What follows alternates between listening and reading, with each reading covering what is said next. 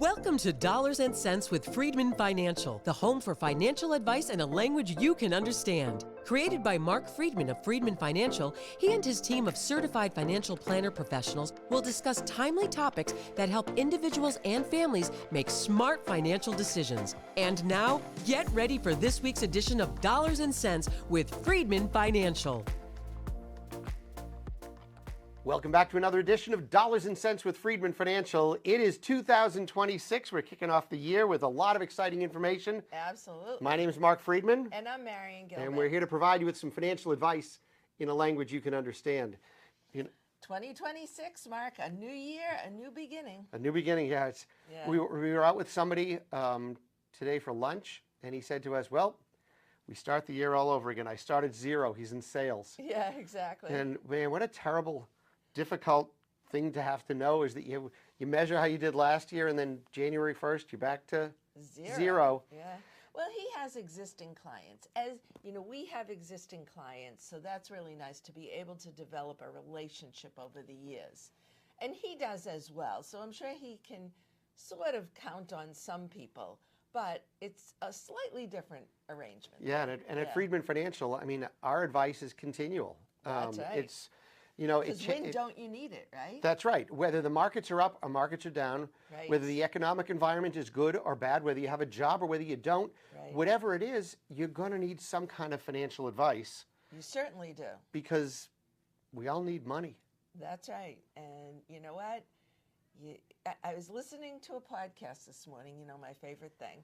But this woman was talking about the fact that, you know, you can't invest your way to success. You need to save money as well. Investments are just not going to do it for you. Investments only, I should say. Yeah, I mean, you have to have a strategy. That's this idea of buying an individual investment because you heard it has potential. You heard, oh, this thing could go up 2 times, 10 times, 50 times. I got to buy this. Well, I'll tell you, 6 months from now, chances are that security, that investment, whatever it is, might not be the item that everyone's talking about anymore. Sure, there are times when people get lucky. And it is luck, frankly. It is. It's not investing. No, it is gambling. It is gambling. And so you have to have a strategy. You have to have a plan. So what I thought we would do is I grabbed a list of some things that I think that pre-retirees and retirees need to be thinking about as they start the first of the year. And these are not difficult things to do. Look, we've had 3 great years in the stock market. We really have. And, you know, you sort of think, well, are we going to have another great year? One never knows. Right. And we forget. Could be. We forget perhaps that in April of 2025, the market dropped some 12 to 15%. That's right. But it quickly recovered. But then again in 2022, just 3 years ago or so, the market ended up down double digits. And that had nothing to do with COVID, frankly. No, it was just a bad year, both for bonds and stocks. Yeah, inflation, bonds, stocks, all those things contributed to a bad year. That's right. Could we have a lousy year in 2026? Sure. I don't know. It could. We could have a great year. We sure could. We just never know. So here's my first piece of advice, and Marion, maybe you can comment on it. Absolutely. It's to stop focusing on your portfolio and start focusing on the money that comes into the house. As we always say, you have to control what you can control. And you certainly can control what you spend. Sure, you have some fixed expenses that you have to pay each and every month. However, you can also do what they call pay yourself first. In other words, if you're working and you work for a company that has a 401k, you can contribute to that 401k before you ever get a deposit into your checking account from your paycheck. You are paying yourself first. Absolutely. So you're taking care of yourself, but also your obligations of meeting expenses. That's right. And you need to be sure you track that. You know, one of the things that you want to be looking at is what you keep. I oftentimes say, people oftentimes talk about, oh, I make so much, or this person is so wealthy because they make X number of dollars. Folks, it's not what you make, it's what you keep that really matters. That's right. You know, if you are spending every cent and more, that's not helping you over time because all you're doing is going into debt. Yeah, and another strategy that we came across was something that said, put your money on a timeline rather than on a pie chart.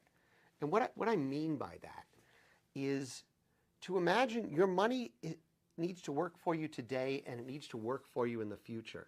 Right. I think people forget that there are multiple years ahead of you where you need to use this money. And people seem to think that the right strategy is to just build a model, an asset allocation model that says, I need to have X number of dollars in stocks, X number of dollars in bonds and in cash or whatever.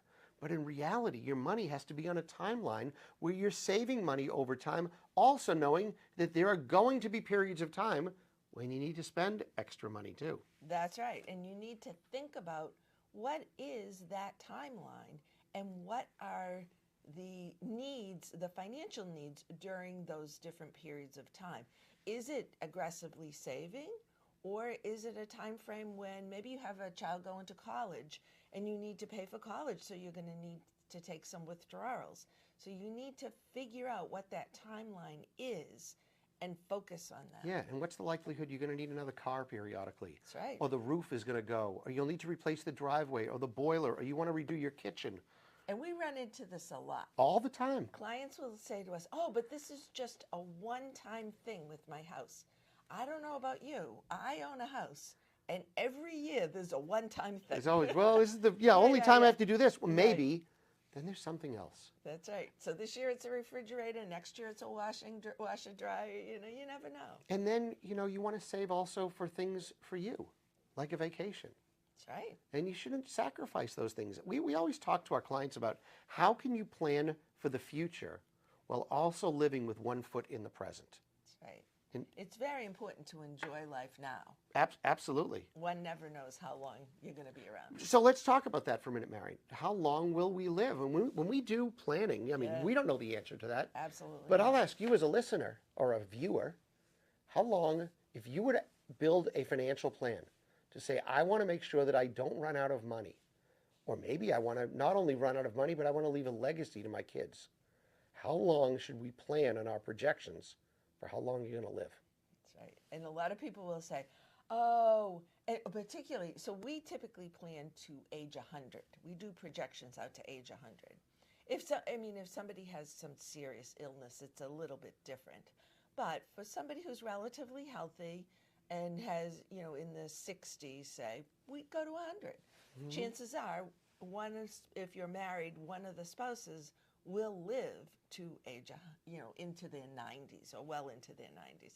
And we don't want to be the ones to say, if you say to us, well, I'm not going to live to 100, I'm only going to live to 85. And we plan to 85.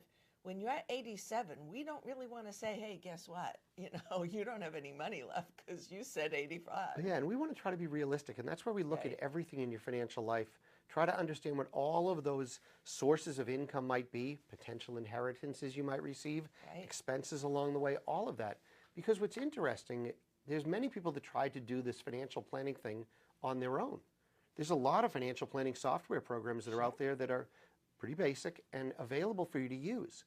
But one of the first things I would ask yourself as you look at that financial planning software is, how long is the plan projecting that I'm going to live? Right. And a lot of those plan to age 85 or age 90. That's very common. And we have clients that are in their hundreds right now. Right. And I'll assure you, those clients that are in their hundreds, early hundreds of course, they weren't expecting to live to 100. Not at all. Nor were they expecting to live into their 90s, for that matter. No. So you want to be sure you're prepared. And the best way to do that is make sure that somebody knows, or the system that you're working with knows where everything is and what everything is worth. It's very important that your heirs know that, or somebody else knows that.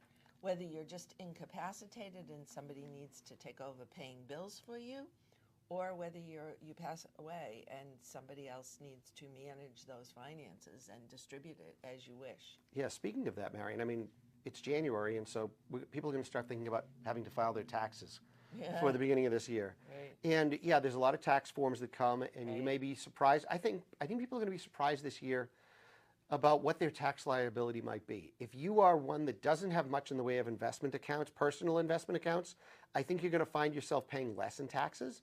But if you find yourself with investment accounts in non-retirement accounts, Right. you could find yourself paying more in taxes this year. That's true. And it's not that your accountant did something wrong. It's just that perhaps your account did well and you owe some taxes. Or if you didn't have investments in non-retirement accounts and you had it in a retirement account, perhaps you don't pay as much in taxes because with this big, beautiful bill that just got passed, there is a lot of deductions that taxpayers, many of them will be eligible for to consider, and it may save some taxes. That's right. Yeah. But We'll see. We'll see.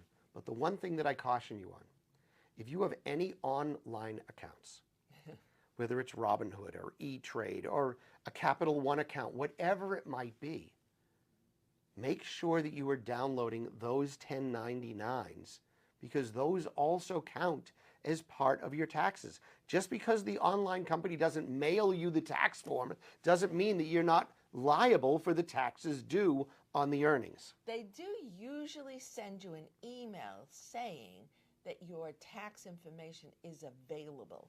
So make sure you, right away when you get that email, go and print it off. Absolutely.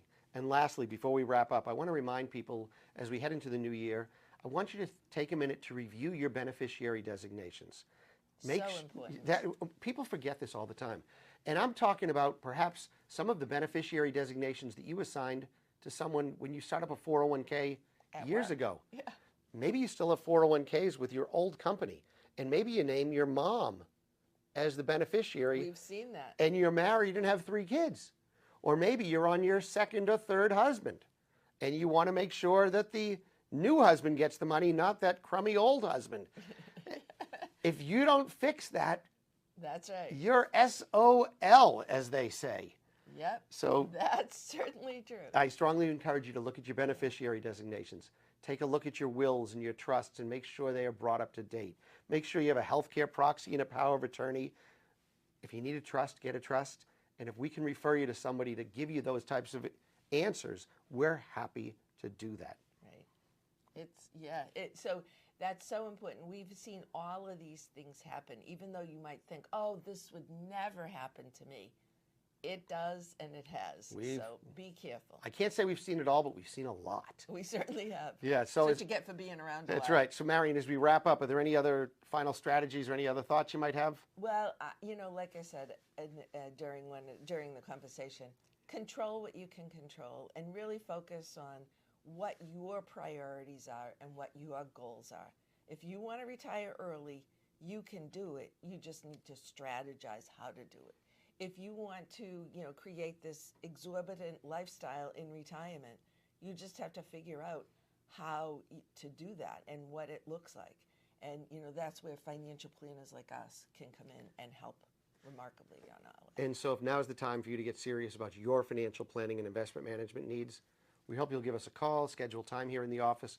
We would love to meet with you. Our phone number, 978-531-8108.